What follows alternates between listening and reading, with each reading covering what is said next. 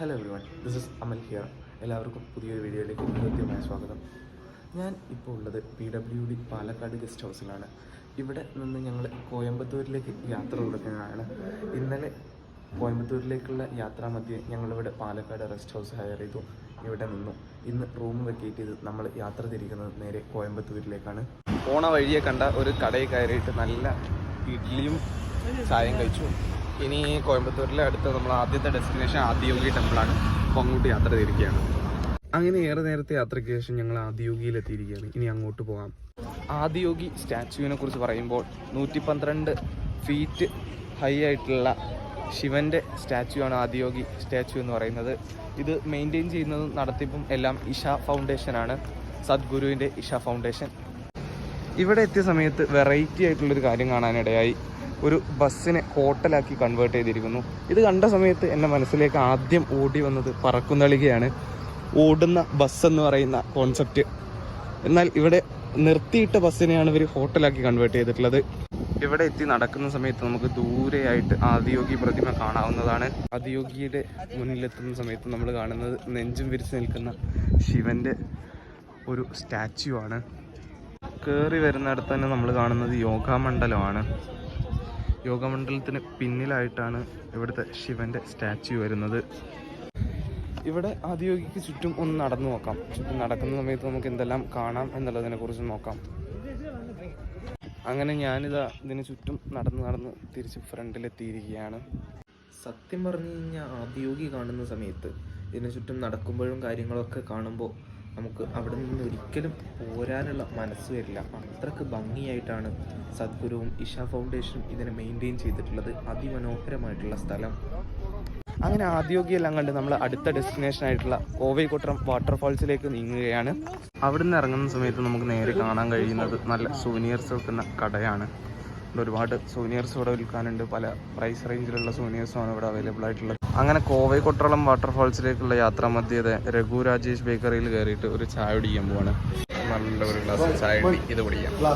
ഞങ്ങൾ അവിടെ നിന്ന് ചായ കുടിച്ചതിന് ശേഷം നേരെ ഇറങ്ങിയിട്ടുള്ളത് കോവൈക്കുട്ടം വാട്ടർഫാൾസിലേക്കായിരുന്നു. എന്നാൽ നമ്മുടെ ഭാഗ്യത്തിന് കോവൈക്കുട്ടം വാട്ടർഫാൾസ് തുറന്നിട്ടില്ല. ഗൂഗിളിൽ തുറന്നു എന്ന് കാണിച്ചതുകൊണ്ടാണ് നമ്മൾ അങ്ങോട്ട് യാത്ര ചെയ്തത്. എന്നാൽ അത് തുറക്കാത്തത് കൊണ്ട് തന്നെ തൊട്ടടുത്ത ലൊക്കേഷനായിരുന്നു. തൊട്ടടുത്തല്ല, കുറച്ച് ദൂരെയാണ്. GD കാർ മ്യൂസിയം എന്ന് പറയുന്ന ഒരു കാർ മ്യൂസിയത്തിലേക്കാണ് നമ്മൾ വന്നിട്ടുള്ളത്. കാർ മ്യൂസിയത്തിൻ്റെ ബാക്ക് സൈഡിലാണ് ഞാനിപ്പോൾ ഉള്ളത്. ഫ്രണ്ട് സൈഡിൽ ഹൈവേ കൺസ്ട്രക്ഷൻസ് നടക്കുകയായതുകൊണ്ട് തന്നെ ആ ബ്ലോക്ക് അടച്ചു വെച്ചതിന് ശേഷം ഇപ്പോൾ വർക്ക് ചെയ്യുന്നത് ബാക്ക് സൈഡിലുള്ള ബ്ലോക്കിലാണ്. ഇവിടെ science museum, GD science museum ഉണ്ട്, GD എക്സ്പെരിമെൻ്റൽ സയൻസ് സെൻറ്റർ, ഇങ്ങനെ ട്രെയിനിങ് സെൻറ്റർ എന്നീ സാധനങ്ങളൊക്കെ ഇവിടെയുണ്ട്. കാർ മ്യൂസിയത്തിൻ്റെ അകത്തേക്ക് കയറി വരുമ്പോൾ ഫസ്റ്റ് തന്നെ നമ്മൾ വെൽക്കം ചെയ്യുന്നത് ഒരു ഓറഞ്ച് കളറിലുള്ള വോക്സ് വാഗൻ്റെ ബീറ്റിൽ എന്ന് പറയുന്ന കാറാണ്. കാർ മ്യൂസിയത്തിനകത്തേക്ക് വരുമ്പോൾ നമുക്ക് കാണാൻ കഴിയുന്നത് GD നായിഡു എന്ന് പറയുന്നതിൻ്റെ ഫൗണ്ടറിൻ്റെ ഒരു പ്രതിമയാണ്. അതിനുശേഷം ഇതിന് മുകളിലേക്ക് പോയിട്ട് കറങ്ങി താഴെ വരുന്ന ഒരു മെക്കാനിക്കൽ സെറ്റപ്പ് കാണാം. നല്ല ഭംഗിയുള്ള ഒരു സെറ്റപ്പ് തന്നെ. ഇവിടെയായിട്ട് ഒരു റെസ്റ്റോറൻറ്റ് പ്രവർത്തിക്കുന്നുണ്ട്. ഇവിടെ ഒരു സ്റ്റോളും പ്രവർത്തിക്കുന്നുണ്ട്. എന്നാൽ ഇന്ന് അത് ഓപ്പൺ അല്ല. ഇവിടെ അപ്പ എന്ന് പറയുന്ന ഒരു പുസ്തകം, GD നായിഡു എഴുതിയിട്ടുള്ള അപ്പ എന്ന പുസ്തകം വിൽക്കാൻ വെച്ചിട്ടുണ്ട്. നമ്മൾ ടിക്കറ്റ് എടുക്കുന്ന സമയത്ത് നമുക്ക് 2 കളറിൽ നിന്ന്, ഞങ്ങളിപ്പോൾ ടിക്കറ്റ് എടുത്തിട്ടുള്ളത് GD കാർ മ്യൂസിയത്തിലേക്കും അതുപോലെ തന്നെ സയൻസ് മ്യൂസിയത്തിലേക്കുമാണ്.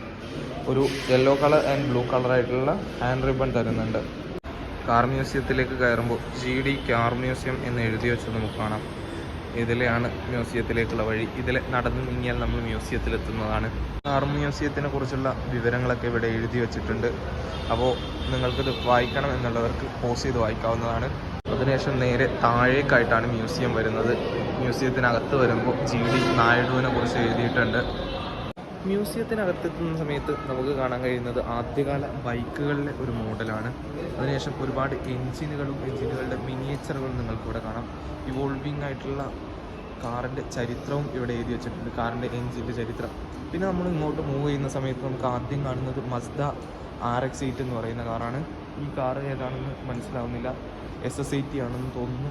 പിന്നെ നമുക്ക് കാണുന്നത് ഇവിടെ ഒരു ടയോട്ട സെയ്റയാണ്. പിന്നെ ഇവിടെ ഏതൊരു പഴയ മോഡലുണ്ട്.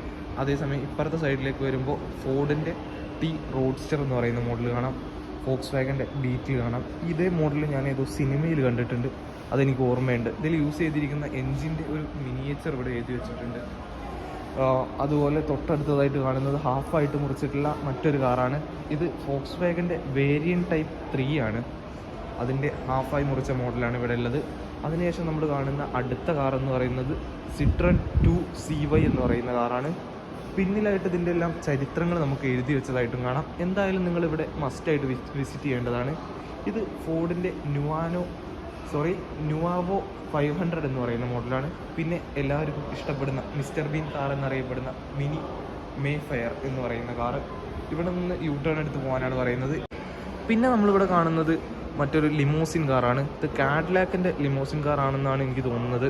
പിന്നീട് നമ്മൾ എത്തുന്നത് എൻജിൻസിൻ്റെ ഒരു പാർട്ടിലാണ്. എൻജിൻസ്, കാറിൻ്റെ പാർട്സ് എല്ലാം വെച്ചിട്ടുള്ള ഭാഗം, ഗിയർ ലിവർ കാണാം. അതുപോലെ ഒരുപാട് ടൈപ്പ് ഓഫ് എൻജിൻസ് ഇവിടെയായിട്ട് നമുക്ക് കാണാവുന്നത്. കുറേ എൻജിൻ മിനിയേച്ചേഴ്സ് ആണ്. അതുപോലെ റോട്ടറി എൻജിനുകൾ ഇവിടെ കാണാം. നമ്മൾ എൻജിൻ്റെ ഭാഗം കഴിഞ്ഞ് പാസ് ചെയ്ത് വന്നു കഴിഞ്ഞാൽ നമുക്ക് കാണുന്നത് ഇറ്റാലിയൻ കാർസ് ആണ്. ഇവിടെയായിട്ട് ഇറ്റാലിയൻ കാറുകളുടെ കുറേ ചിത്രങ്ങൾ, ആനിമേറ്റഡ് ചിത്രങ്ങൾ കാണാം. അവിടെ ഫിയറ്റ് എന്ന് പറയുന്ന കമ്പനീനെ കുറിച്ച് എഴുതിയിട്ടുണ്ട്. ഇത് ഫിയറ്റിൻ്റെ 600 എന്ന് പറയുന്ന മോഡലാണ്.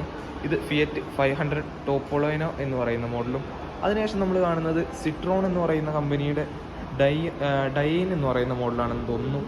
അതിനുശേഷം നമുക്ക് കാണാൻ കഴിയുന്നത് പ്യുവാക്ടോ 403. നിങ്ങൾക്ക് വായിക്കാം, അതിൻ്റെ ഡീറ്റെയിൽസ് എല്ലാം ഇവിടെ കൃത്യമായിട്ട് എഴുതി വെച്ചിട്ടുണ്ട്. തൊട്ടടുത്തതും അതിൻ്റെ 203 എന്ന് പറയുന്ന മോഡലും. പിന്നെ നമ്മൾ കാണുന്നത് സിട്രോണിൻ്റെ തന്നെ XM എന്ന് പറയുന്ന മോഡലാണ്.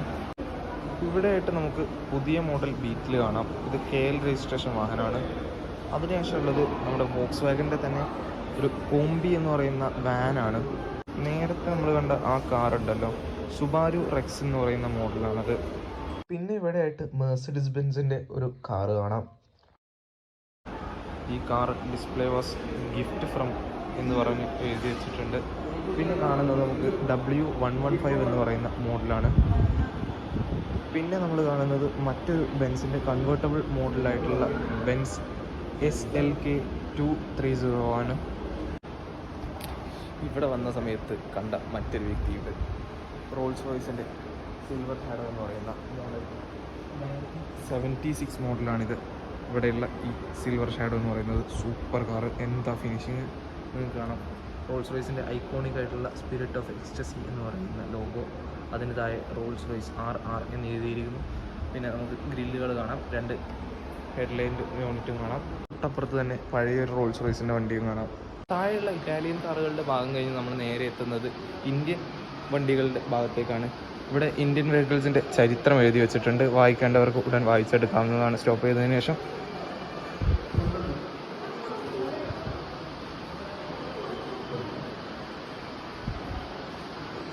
GD നായിഡു എന്ന് പറയുന്ന വ്യക്തി ഉണ്ടാക്കിയിട്ടുള്ള ലോ കോസ്റ്റ് കാറുകളെ കുറിച്ച് ഇവിടെ എഴുതി വെച്ചിട്ടുണ്ട്. അതുപോലെ ഒരു പഴയൊരു കാറിൻ്റെ പ്രോട്ടോടൈപ്പ് ഇവിടെ കാണാം. GD നായിഡു തുടങ്ങിയിട്ടുള്ള UMS ബൂട്ട് ഗ്യാസിഫയർ ബസ്സിൻ്റെ ഒരു മോഡൽ ഇവിടെ കൊണ്ടുവന്ന് വെച്ചിട്ടുണ്ട്. നല്ല ഭംഗിയുള്ളൊരു ബസ്. ഇവിടെയായി ഒരുപാട് മോഡൽ ഇന്ത്യൻ കാറുകൾ നമുക്ക് കാണാൻ കഴിയും. നമ്മൾ റോഡിൽ കണ്ട് പരിചയിച്ചിട്ടുള്ളതും നമ്മൾ ഫോട്ടോകളിൽ കണ്ടിട്ടുള്ളതുമായിട്ടുള്ള പല ഇന്ത്യൻ കാറുകളുടെയും മോഡലുകൾ ഇവിടെ അവൈലബിൾ ആണ്.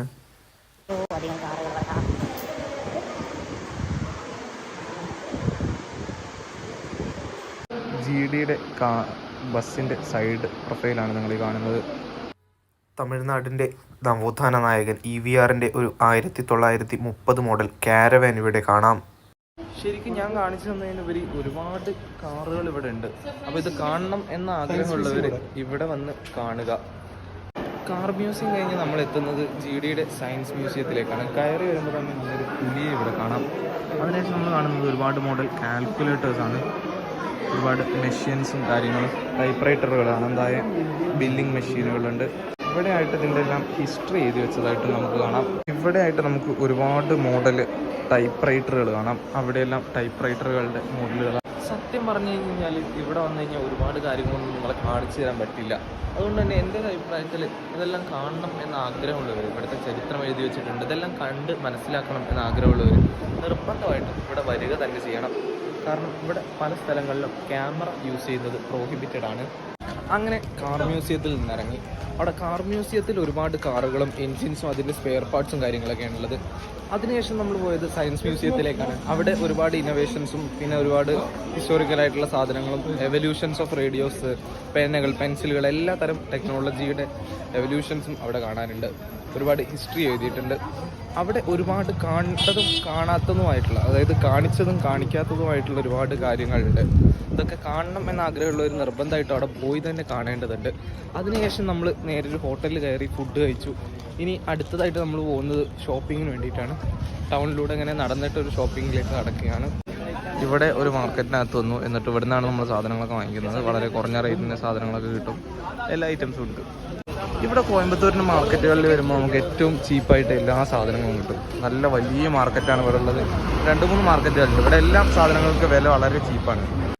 അങ്ങനെ ഞങ്ങളുടെ പർച്ചേസും കാര്യങ്ങളൊക്കെ കഴിഞ്ഞു. ഇനി നേരെ വീട്ടിലേക്ക് തിരിക്കുകയാണ്. അതുകൊണ്ട് തന്നെ ഇപ്പോൾ ഞാൻ ഈ വ്ളോഗ് ഇവിടെ അവസാനിപ്പിക്കുന്നു. അടുത്തൊരു വീഡിയോയുമായി വീണ്ടും കാണാം. അതുവരേക്കും ബൈ ബൈ.